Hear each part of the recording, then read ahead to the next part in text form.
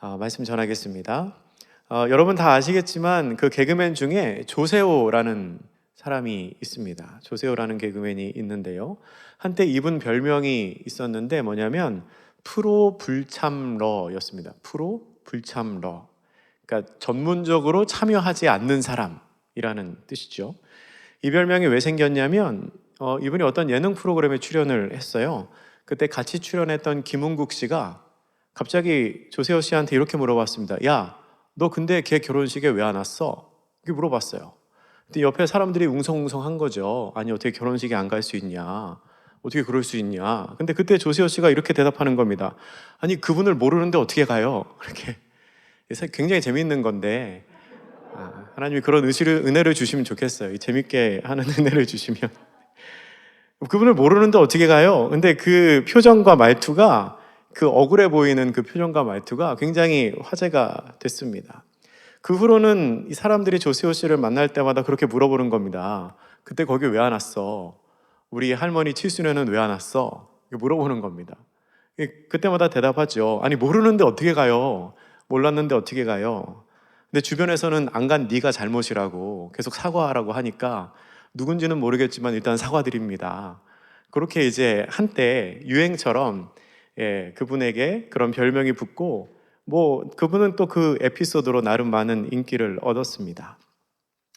오늘 우리가 창세기 31장을 함께 읽었는데요. 오늘 본문에는 이 조세호 씨처럼 굉장히 억울한 사람이 한 명 나옵니다.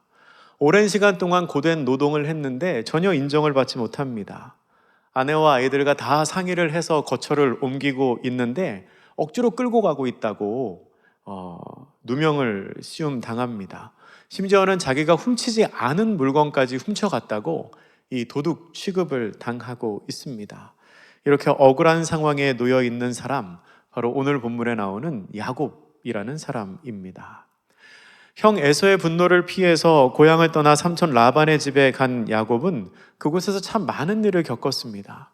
사실 처음에 거기 갈 때는 금방 돌아올 줄 알았습니다. 그런데 20년의 세월 동안 그곳에 머물게 되지요. 그 20년의 세월 동안 그곳에서 2명의 아내와 그리고 여러 명의 자녀를 얻었습니다. 그리고 라반의 방해에도 불구하고 하나님의 은혜로 재산도 꽤 많이 모았습니다. 그러던 어느 날 하나님께서 야곱에게 이제는 고향으로 돌아가라는 말씀을 주십니다. 31장 13절에서 그 이야기가 나옵니다. 그리고 가족들도 다 그 말씀에 동의해서 이제 고향으로 가나안으로 돌아가자 그렇게 동의를 합니다. 야곱이 떠난 지 3일 만에 라반은 야곱이 떠났다는 소식을 들었습니다. 라반은 사람들을 모아가지고요 7일 동안 쫓아가서 결국 길르앗이라는 곳에서 야곱을 만나게 됩니다. 그런데 라반이 야곱을 만나기 전에 이상한 일을 하나 겪었습니다. 무슨 일이냐면 꿈에 하나님이 나타나서 라반에게 이렇게 말합니다. 너 야곱에게 아무 행동도 하지 마라 라고 말하는 일이 있었습니다. 본문의 24절인데요 본문 24절 말씀 우리 같이 한번 읽어보겠습니다. 시작.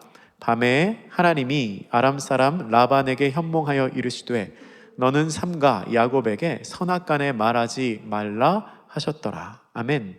우리 성경에서 선악간에 말하지 말라라고 번역된 부분을 공동번역 성경에서는 야곱과 시비를 따지지 마라라고 번역을 했습니다. 그리고 표준사 번역은 이렇게 번역을 합니다.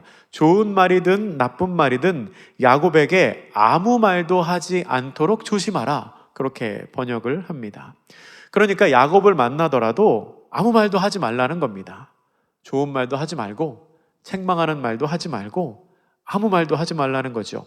물론 그렇게 말을 하지 말라는 것에는 야곱을 해쳐서는 안 된다는 의미도 포함이 되어 있습니다. 아마 라반으로서는 기운이 쭉 빠졌을 것 같습니다. 얼마나 그 마음속에 이 분노를 품고 야곱을 찾아 열심히 달려오는 길이었겠습니까? 근데 아무 말도 하지 말라니요. 이 야곱을 잡아서 도망간 거를 꼬투리로 잡아서 해코지하거나 아니면 재산을 빼앗거나 그렇지 않으면 다시 끌고 오기라도 해야 속이 시원할 것 같은데 아무 말도 하지 말라고 하니까 아마 라반은 굉장히 기운이 빠졌을 것 같습니다. 그래서인지 이 야곱을 만난 라반은 마음에도 없는 소리를 합니다. 뭐라고 말하나요? 본문 27절과 28절 말씀인데요, 제가 읽어보겠습니다. 내가 즐거움과 노래와 붓과 수금으로 너를 보내겠거늘 어찌하여 내가 나를 속이고 가만히 도망하고 내게 알리지 아니하였으며 내가 내 손자들과 딸들에게 입맞추지 못하게 하였으니 네 행위가 참으로 어리석도다 라고 말합니다. 여러분, 만약에 야곱이 라반에게 떠나겠다고 얘기를 했으면 라반이 정말로 즐거워하며 노래를 부르며 소고를 치며 그를 보내주었을까요? 아니었을 겁니다. 그동안 라반의 행동을 보면 절대 그렇게 하지 않았을 겁니다. 근데 라반이 지금 이렇게 말하는 거죠. 이건 정말 마음에도 없는 얘기거든요. 그렇게 가식적인 말을 하는 라반을 보면서 아마 야곱의 마음속에는 슬슬 분노가 올라왔을 것 같습니다. 여러분, 거짓말인 거 뻔히 아는 말을 앞에서 들어보신 적 있으십니까? 저 사람 저거 분명히 거짓말하는 건데 참 뻔뻔하게 이야기한다. 그런 상황에서는 한편으로는 그 얘기를 듣고 있는 내가 좀 비참해지기도 하고요, 한편으로는 마음속으로 막 화가 나는 일이기도 합니다. 근데 라반은요, 행동으로만 해코지를 하지 않았지 이미 말로는 도끼를 품어냅니다. 이미 말로는 다 해쳤습니다. 29절 말씀 우리 같이 읽어보죠. 시작. 너를 해할 만한 능력이 내 손에 있으나 너희 아버지의 하나님이 어젯밤에 내게 말씀하시기를 너는 삼가 야곱에게 선악간에 말하지 말라 하셨느니라. 아멘.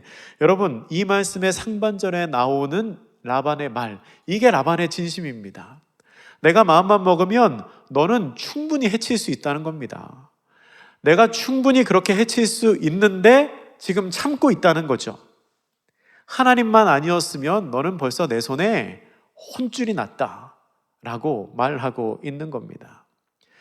그런 상황에서 라반은 야곱을 도둑으로 몰아갑니다. 다 그렇다 치더라도 어떻게 내 신을 도둑질 할 수 있느냐라고 라반에게 말하지요.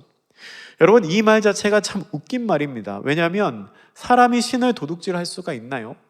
사람에게 도둑질을 당한다고 하면 그 신이 진짜 신이겠습니까? 여러분, 그렇게 말하는 것 자체가 사실 라반이 찾고 있는 이 신이라는 게 우상이라는 것을 증명하는 겁니다. 라반은 지금 집에 있던 드라빔이 없어진 것을 야곱에게 다 뒤집어 씌우고 있습니다. 그 드라빔을 라헬이 가지고 온지 몰랐거든요. 그래서 그 드라빔을 발견할 경우에 그 사람은 죽게 될 거라고 감정을 실어서 저주를 하면서 맹세를 하기도 합니다. 그리고 라반은 결국 야곱과 그의 가족 사이에서 드라빔을 발견하지 못합니다. 그렇게 드라빔을 발견하지 못한 후에 그때 정말로 야곱의 분노가 폭발하기 시작합니다. 오늘 본문 36절에서 41절까지 그 내용이 나오는데요, 야곱은 조목조목 라반의 말에 반박을 합니다. 그리고 자기 변호를 합니다. 굉장히 억울하고 굉장히 분노가 넘치는 상황이지만, 근데 그 상황에서도 굉장히 논리적으로 야곱은 말을 하고 있습니다. 먼저 야곱은 자기에게는 아무런 잘못이 없다고 말하면서 직접 생각해 보라고 말합니다. 직접 한번 생각해봐라, 직접 판단해봐라 라고 이렇게 말합니다. 우리 본문의 36절과 37절 말씀인데요, 같이 한번 읽어보겠습니다. 36, 37절입니다. 시작. 야곱이 노하여 라반을 책망할세 야곱이 라반에게 대답하여 이르되 내 허물이 무엇이니이까? 무슨 죄가 있기에 외삼촌께서 내 뒤를 급히 추격하나이까? 외삼촌께서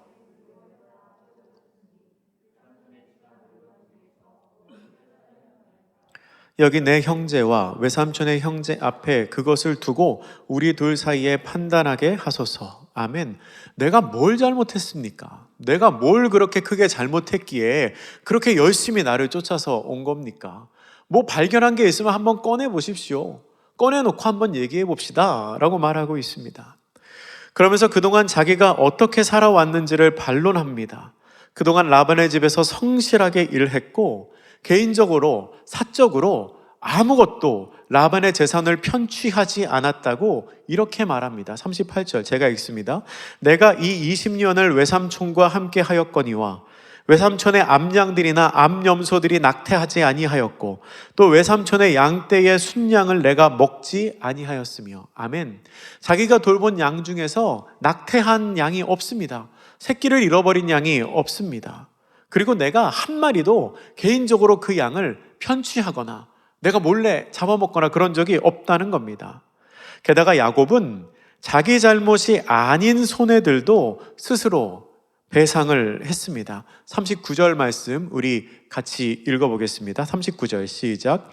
물려 찢긴 것은 내가 외삼촌에게로 가져가지 아니하고 낮에 도둑을 맞았던지 밤에 도둑을 맞았던지 외삼촌이 그것을 내 손에서 찾았으므로 내가 스스로 그것을 보충하였으며. 아멘. 이게 사실은 내 잘못이 아닙니다. 내 실수가 아닌데도 재산상의 손해가 발생했을 때는 그거 내가 다 변상했다는 겁니다. 삼촌이 찾으시니까 내가 다 변상했다는 거죠. 그러면서 어떻게 일했냐면 자기 자신을 희생하면서 일했습니다. 40절 말씀입니다. 제가 읽습니다. 내가 이와 같이 낮에는 더위와 밤에는 추위를 무릅쓰고 눈 붙일 겨를도 없이 지냈나이다. 아멘. 더위와 싸워가면서 추위를 이겨가면서 내가 잠도 제대로 못 자가면서 일했다는 겁니다. 마지막으로 내가 그렇게 열심히 성실하게 개인적인 이익을 추구하지 않고 일했는데 당신이 나를 어떻게 대했는지 한번 생각해 보라. 이렇게 말합니다. 41절 말씀 같이 읽겠습니다. 시작. 내가 외삼촌의 집에 있는 이 20년 동안 외삼촌의 두 딸을 위하여 14년, 외삼촌의 양떼를 위하여 6년을 외삼촌에게 봉사하였거니와 외삼촌께서 내 품삯을 10번이나 바꾸셨으며. 아멘. 20년을 한결같이 일했습니다. 성실하게 일했습니다. 개인적인 유익 하나도 취하지 않고 일했습니다. 근데 그 대가로 돌아온 것이 무엇입니까? 그 보상으로 돌아온 것은 인정받고 칭찬받고 또 그 일에 합당한 대가를 받은 게 아니고 품삯을 10번이나 바꿔가면서 야곱을 희롱하는 라반의 태도였습니다. 그동안 나를 어떻게 대했는지 한번 생각해 보십시오.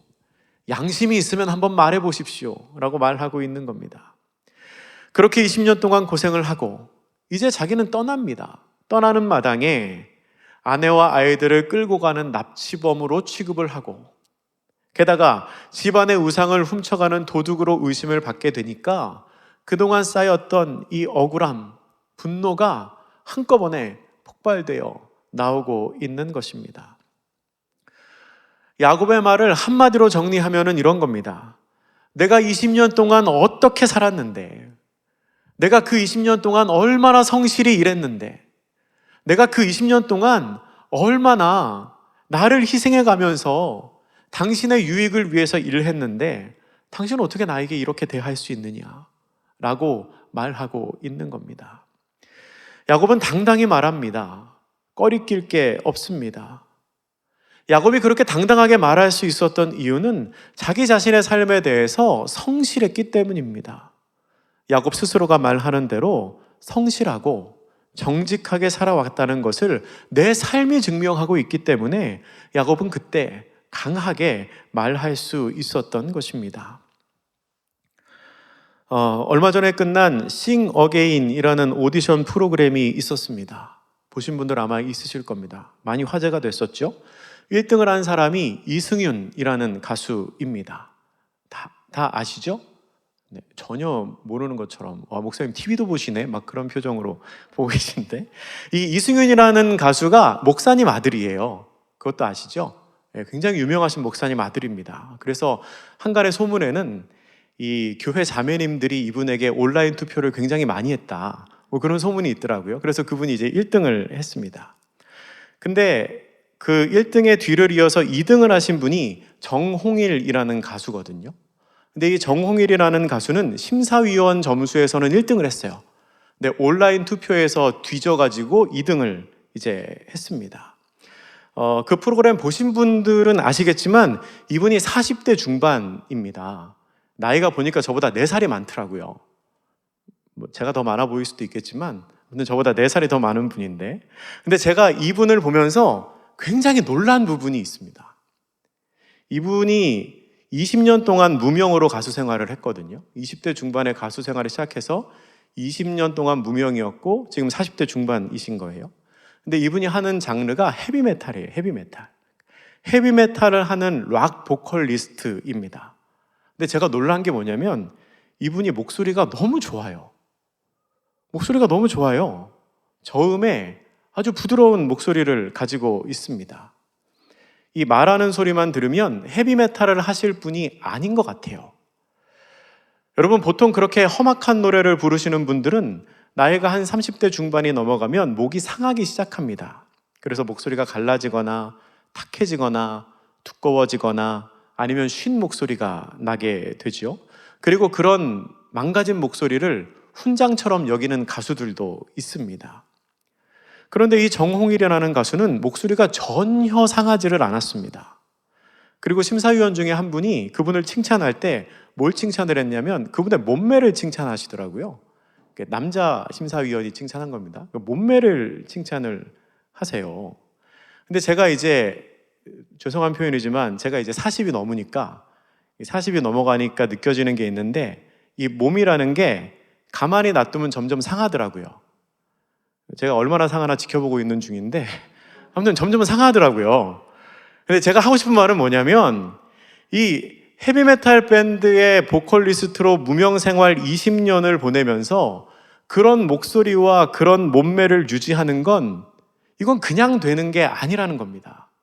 그냥 자연스럽게 놔둬서 될 수 있는 게 아니에요. 이게 노래할 때 그분을 보면 노래하는 거 보신 분 있을지 모르겠지만 이분이 노래할 때 똑같은 고음을 각각 다른 세 가지의 발성으로 내거든요. 근데 각각 다른 세 가지의 발성으로 정확한 음정, 정확한 피치로 그 고음을 내요. 여러분, 이건 진짜 신기하고 놀라운 겁니다. 이거는 정말 많이 연습을 하지 않고서는 할 수가 없는 거거든요. 얼마나 치열하게 연습하고 얼마나 치열하게 자기 관리를 했을지 상상해 보면 야, 이분 참 대단하다라는 생각이 드는 겁니다. 아마도 그분은 20년 동안 무명 가수로 생활을 하면서도 자기만의 연습 방법과 자기만의 삶의 방식을 철저하게 지켰을 겁니다. 그러지 않고서야 그럴 수가 없기 때문입니다. 그리고 그렇게 20년을 성실히 보냈기 때문에 지금 기회가 왔을 때 빛을 발하는 겁니다. 솔직히 지금과 같은 기회가 생겼어도 만약에 그분의 목소리가 망가져 있고 만약에 그분이 막 배불뚝이 배 나온 아저씨고 그분의 삶이 엉망이라고 한다면 아마 그런 인기 얻지 못했을 겁니다. 그분은 또 심지어 굉장한 애처가시더라고요. 반면에 최근에 이슈가 된 사건이 있는데요. 과거에 있었던 학교 폭력으로 인해서 유명한 스포츠 스타들이 한순간에 이 나락으로 떨어지는 사건입니다. 여러분 다 아실 겁니다. 이 과거에 있었던 그 일들이 사실로 밝혀지니까 뭐라고 변명을 할 수가 없습니다. 한순간에 모든 거를 다 잃어버리게 됩니다. 여러분, 이게 실력이 없어서 퇴출되는 것도 아니고요. 노력이 부족해가지고 경쟁에서 밀려나는 것도 아닙니다. 차라리 그러면 덜 억울하죠. 근데 그런 거랑 전혀 상관없이 과거에 잘못했었던 그 행적, 과거에 잘못했었던 그 행동 때문에 잘 나가고 있던 자기의 삶이 송두리째 그냥 하루가 다르게 바뀌어 버리는 겁니다. 자기 스스로 거룩하게 관리하지 못했던 그 시간들이 언젠가는 자기의 발목을 잡게 되는 거죠. 여담이지만 제가 주중에 그런 사건들을 뉴스로 접하면서 이 설교를 준비하면서 묵상을 하는데 그런 생각이 떠올랐습니다. 만약에 야곱이 라반에게 그렇게 분노를 폭발하고 있을 때 그 야곱의 곁에 있던 한 목동이 양심 선언을 했다면 어땠을까? 야곱이 막 그렇게 분노를 폭발하고 있는데 한 목동이 손을 번쩍 들더니 라반이시여, 사실은 제가 야곱이 몰래 당신 양을 잡아먹는 걸 봤습니다. 막 이렇게 말했다면 어땠을까요? 아마 그랬다면 야곱은 꼼짝 못했을 겁니다. 야곱이 지금 하고 있는 저 말 거짓말입니다. 그랬다면 오히려 그렇게 말하는 야곱의 꼴이 너무 우스워졌을 겁니다. 여러분, 스스로 거룩하게 관리하지 못한 시간은 언젠가는 발목을 잡게 되어 있습니다. 예전에 SNS에 이런 인증을 하는 사람들이 있었습니다. 뭔가 하면 훔쳐온 회사 물품을 인증을 하는 겁니다. 훔쳐온 회사 물품을. 그러니까 회사에서 스트레스 막 받잖아요. 상사가 열받게 한다든지 아니면 월급이 너무 적어서 막 비교하니까 나는 왜 이렇게 조금 받아? 막 짜증이 난다든지 막 그러면은 회사 물품을 훔쳐갖고 오는 겁니다. 탕비실에서 커피도 훔쳐오고요. 사무실에서 복사용지도 훔쳐갖고 와요. 그래서 그거를 사진에 찍어서 SNS에 올리는 겁니다. SNS에 올리면서 이렇게 써요. 월급이 적어서 짜증나는데 이렇게 해서라도 살림에 보탰으니까 마음이 편하다. 뭐 이렇게 해서 나는 오늘도 커피 3개를 훔쳐왔다. 막 이렇게 해서 올리는 거예요. 여러분 그런 마음이 혹시 공감이 가시나요? 그렇게 해보신 적 있으신가요? 여러분 그건 분명히 옳지 못한 행동입니다. 그리고 자기에게 주어진 시간을 그렇게 보낸다면 내가 일할 때 아무리 열심히 일을 하고 아무리 성실히 일을 하고 또 그 일을 통해서 성과를 냈다고 할지라도 스스로를 돌이켜서 내가 성실했다고 말할 수는 없을 겁니다. 제가 아는 한 목사님은 교회에서 사역을 하는데 만 5년 동안 하루도 안 쉬었습니다. 정확히 말하면 만 5년 동안 교회를 가지 않은 날이 한 번도 없었습니다. 그러면 그 교회 사람들이 다 그렇게 일했냐? 그거는 아니고요. 다른 분들은 뭐 새벽에 쉴 때도 있었고 여름에 휴가도 다 다녀오고 했습니다. 근데 다른 분들, 뭐 담임 목사님을 비롯해서 다른 사역자들 여름 휴가 다 이렇게 다녀오시고 나면은 휴가 기간이 끝나서 갈 수 있는 날짜가 없는 거예요. 그렇게 한 해, 2해 이렇게 보내다가 5년 동안 그렇게 하게 된 겁니다. 아마 그분은 그 사역의 경험을 평생 이야기할 겁니다. 아마 그 경험을 평생 써먹을지 모르겠습니다. 사실 그게 내가 그렇게 해야겠다고 해서 되는 일은 아니거든요.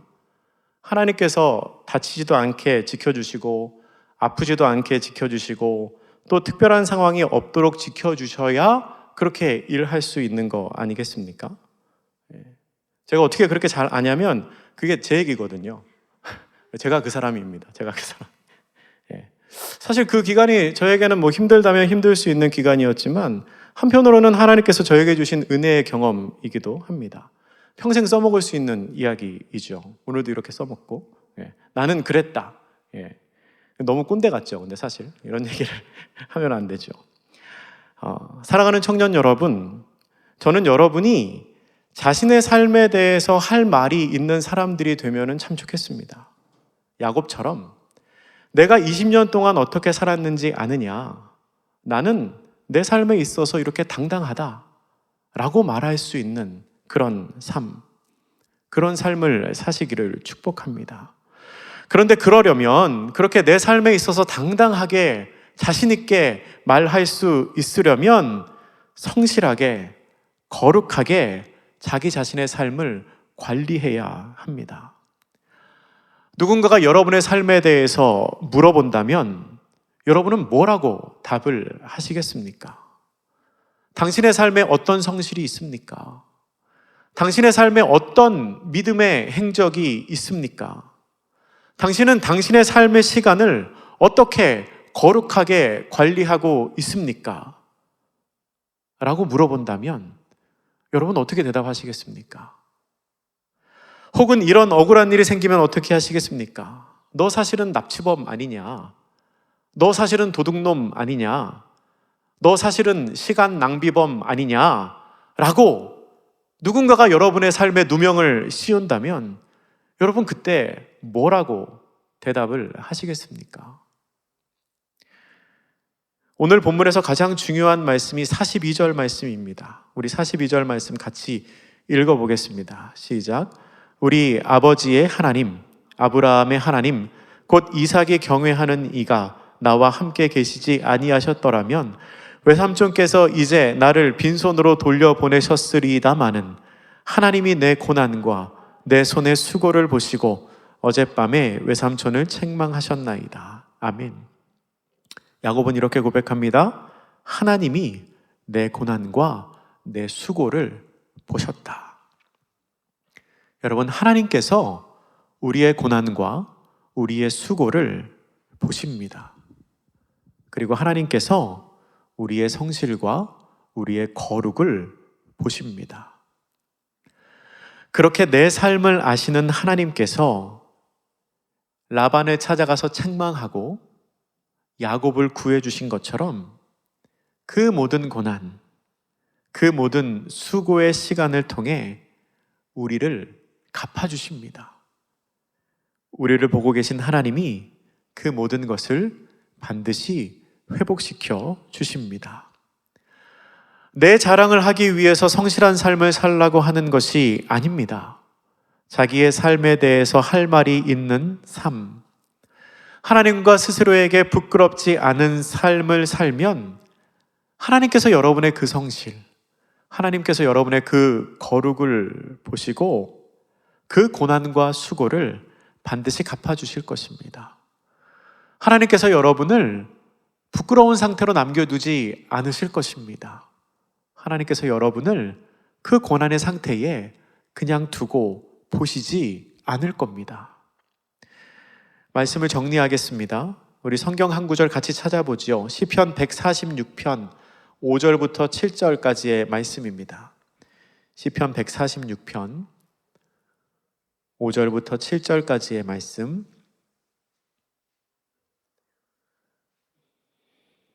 찾으셨으면 우리 함께 한 목소리로 읽어보겠습니다. 시작.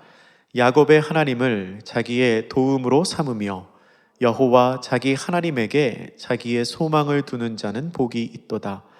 여호와는 천지와 바다와 그 중에 만물을 지으시며 영원히 진실함을 지키시며 억눌린 사람들을 위해 정의로 심판하시며 줄인 자들에게 먹을 것을 주시는 이시로다. 여호와께서는 갇힌 자들에게 자유를 주시는도다. 아멘. 자신의 삶에 대해 할 말이 있는 삶을 사는 사람들 되시기를 축복합니다. 그러기 위해서 성실하게 그리고 거룩하게 자기의 삶을 관리하는 여러분 되시기를 축복합니다. 우리가 그렇게 살아가면 지금 읽은 시편 기자의 고백처럼 야곱의 하나님, 우리의 하나님께서 우리의 모든 억울함을 풀어주시고 또한 우리를 먹여주시며 우리에게 자유함을 허락하여 주실 것입니다. 기도하겠습니다. 사랑의 하나님, 억울하고 분노가 치미는 상황에서도 야곱은 당당하게 자신의 삶을 대변합니다. 그의 삶은 참으로 치열했고 또 한편으로는 비참했지만 그러나 성실했습니다. 우리도 우리에게 주어진 삶의 시간 속에서 거룩하고 성실하게 하옵소서. 그리하여 하나님과 사람들 앞에서 당당하게 할 말이 있는 삶을 살게 하옵소서. 그러한 저희의 삶 위에 은혜를 허락하시사 우리의 억울함을 풀어주시고 우리를 먹이시며 자유함을 허락하여 주시옵소서. 예수님의 이름으로 기도드립니다. 아멘.